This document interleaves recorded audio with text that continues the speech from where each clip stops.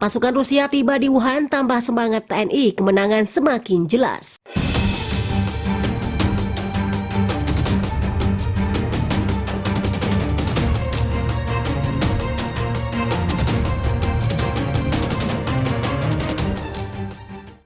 Halo sobat semua, balik lagi di channel tercinta kalian bersama saya Mimin yang baik hati dan rajin menabung ini.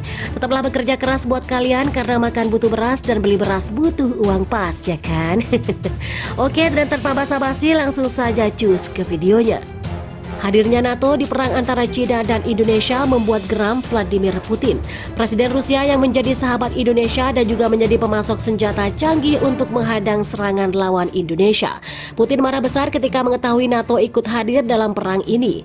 Menurutnya NATO tidak berhak dan tidak boleh ikut campur dalam perang antara China dan Indonesia. Datangnya NATO ke medan perang membuat Putin naik darah. Dalam wawancara Russian Military, Putin menegaskan bahwa larangan keras akan ikut campurnya NATO dalam perang ini ditegaskan oleh Putin. NATO adalah aliansi beberapa negara, sangat tidak pantas jika ikut campur perang Indonesia dan China yang terjadi kemarin. Saya mengecam keras perbuatan NATO ini, mengetahui semua yang dilakukan NATO, saya bulatkan tekad untuk melakukan penyiagaan darurat untuk tentara Rusia.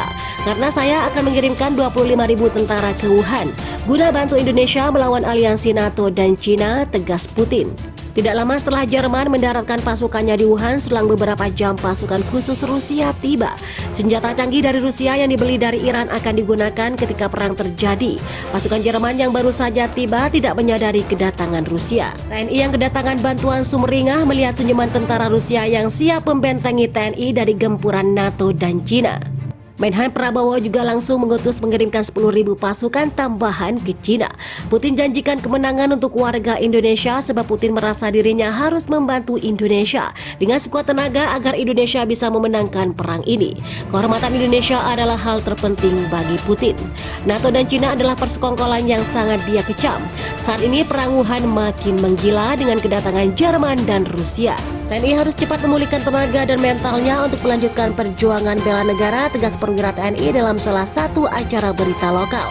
Gerakan senyap NATO kirim pasukan tambahan ke Wuhan, kebingungan hadapi TNI. NATO kirim pasukan tambahan untuk melakukan serangan senyap di saat perang cyber sedang berlangsung antara hacker Indonesia dan NATO.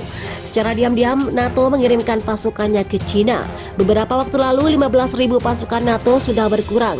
Sekitar 2.000 orang entah tewas atau terluka.